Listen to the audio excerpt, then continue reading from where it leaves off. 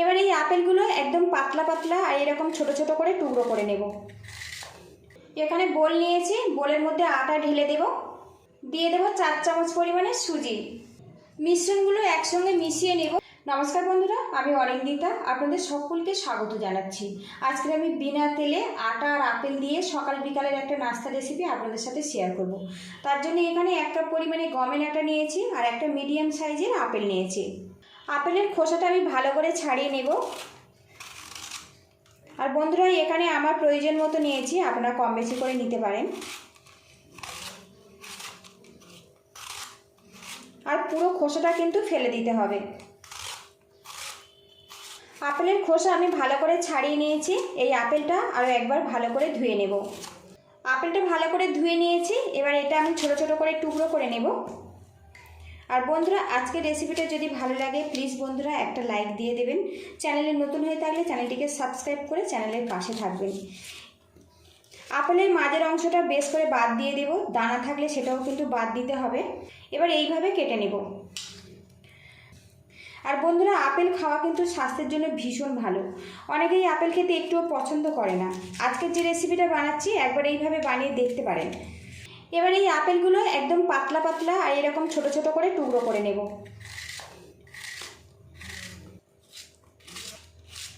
পুরো আপেল এইভাবে টুকরো করে ফেরত আসছি।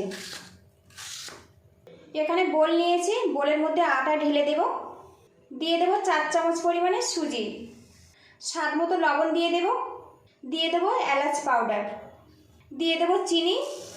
মিশ্রণগুলো একসঙ্গে মিশিয়ে নেব। আর বন্ধুরা, এখানে কিন্তু মিষ্টিটা আপনারা স্বাদ মতো দেবেন। এখানে দেখুন লিকুইড দুধ নিয়েছি, আটার মধ্যে আমি দিয়ে দেব, দিয়ে মিডিয়াম ঘনত্বে একটা ব্যাটার বানিয়ে নেব। দুধ দিয়ে এই ব্যাটারটা বানালে কিন্তু অনেক বেশি টেস্টিভাবে তৈরি হবে।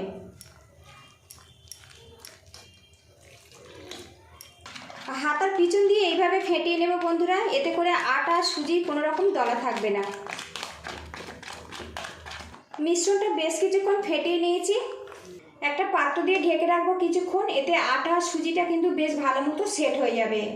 কড়াটা হালকাভাবে গরম করে নিয়েছি, এর মধ্যে 1/2 চামচ পরিমাণে বাটার দিয়ে দেব।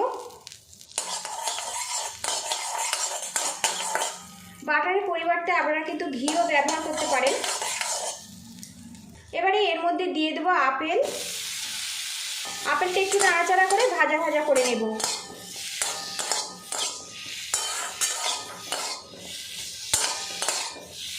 এবারে এর মধ্যে সামান্য পরিমাণে লবণ দিয়ে দেব। লবণের পরিমাণটা কিন্তু একদমই কম রাখতে হবে। সামান্য পরিমাণে লবণ দিলে এতে স্বাদের ব্যালেন্সটা কিন্তু পারফেক্টভাবে তৈরি হবে। আবারও মিশিয়ে নাড়াচাড়া করে নেব।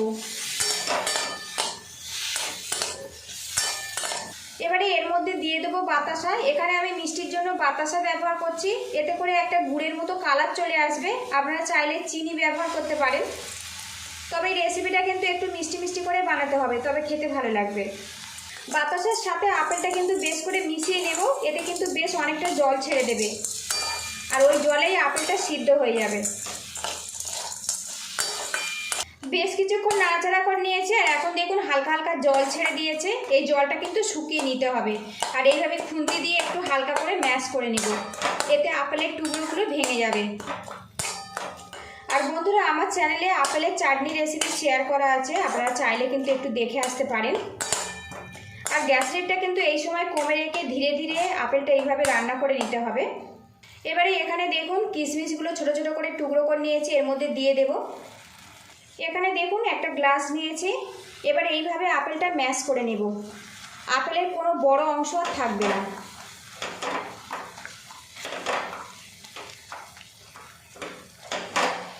আপেলটা ম্যাশ করে নিয়েছি বন্ধুরা। আর মিশ্রণটা দেখুন বেশ শুকনো শুকনোভাবে রেডি হয়েছে, এইভাবে কিন্তু রেডি করে নিতে হবে। আর এখানে আপেল যতটা মিষ্টি সেই মতো কিন্তু আপনারা মিষ্টিটা ব্যবহার করবেন। আপেলের মিশ্রণটা কিন্তু আমার রেডি হয়ে গেছে। গ্যাস লিডটা আমি বন্ধ করে দেব, দিয়ে এই মিশ্রণটা নামিয়ে আমি ঠান্ডা করে নেব। ঢাকনাটা খুলে নেব। সুজি আর আটা কিন্তু বেশ ভালো মতো সেট হয়ে গেছে। আর এখন এই মিশ্রণটা একটু বেশি ঘন মনে হচ্ছে, অল্প একটু জল দিয়ে দেব। এবার এই মিশ্রণটা ভালো করে ফেটিয়ে নেব, আর অবশ্যই একটু ফেটিয়ে নেবেন, এতে করে নাস্তাটা কিন্তু পারফেক্টভাবে তৈরি হবে।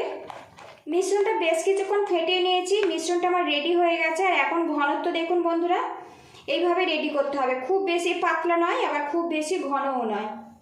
এখানে একটা রুটি করার তাওয়া নিয়েছি আর এখানে দেখুন সামান্য বাটার নিয়েছি, ব্রাশ করে দেব। এতে করে প্রতিটা নাস্তার মধ্যে একটা বাটারের ফ্লেভার চলে আসবে আর নাস্তাটা কিন্তু খুব সহজে উঠে আসবে। আপনারা চাইলে ঘিও ব্যবহার করতে পারেন। এবার এর মধ্যে আটার ব্যাটারটা দিয়ে দেব। এখানে আমি 1 হাতা পরিমাণে আটার ব্যাটার দিলাম আর এইভাবে একটু ঘুরিয়ে পাতলা করে নেব। একটু সাইজে ছোট ছোট করে নাস্তাগুলো আমি বানাচ্ছি, আপনারা কিন্তু বড় ছোট যেমন ইচ্ছে করে বানিয়ে নিতে পারেন। আর বন্ধুরা এটা কিন্তু ঢাকতে হবে না, এইভাবে আস্তে আস্তে রেডি হয়ে যাবে।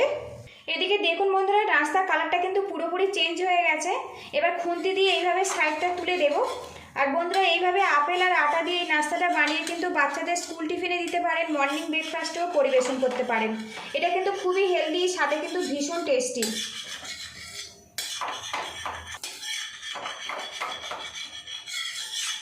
তো দেখুন খুব সুন্দরভাবে উঠে গেছে। এবারে এখানে যে আপেলের মিশ্রণটা আমি রেডি করেছি এর মধ্যে দিয়ে দেব পুর হিসেবে।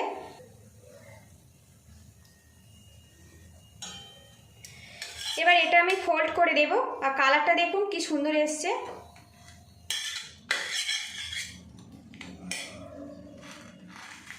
এইভাবে আমি পাটিসাপটার মতো শেপ দিয়ে নিয়েছি বন্ধুরা।